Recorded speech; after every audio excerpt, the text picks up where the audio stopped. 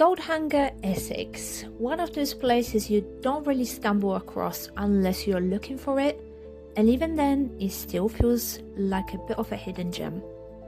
It's a small village right on the edge of the Blackwater Estuary, about 10 miles from Maldon and roughly 20 miles from Chelmsford. Around 750 people live here, so it's definitely on the quieter side. You're not exactly fighting crowds for a parking spot. We started in the village itself, which is about as simple as it gets. One pub, one church, and that's pretty much your lot. But that's kind of the charm. It's quiet, slow, and feels completely removed from everything else. There is something about places like this. No rush, no noise, just space to breathe. It was actually a cloudy day when we went, a bit windy as well, but still really beautiful in that calm, slightly moody way. If anything, it made it feel even more peaceful, but I can imagine in the sunshine it looks completely different and probably a bit less windswept documentary. From there, we headed down towards the creek. The walk itself took about an hour, nice and easy, nothing too demanding.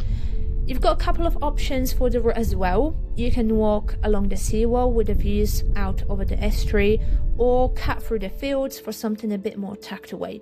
Either way, it's one of those walks where you don't really need to think about it too much.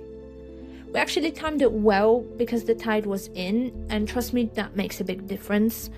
If you come at low tide, you're mostly looking at mud, a lot of mud. So definitely check tide times before you go. Goldhanger itself has a surprisingly long history. People have been living around here for thousands of years, which makes your 1 hour walk feel slightly less impressive.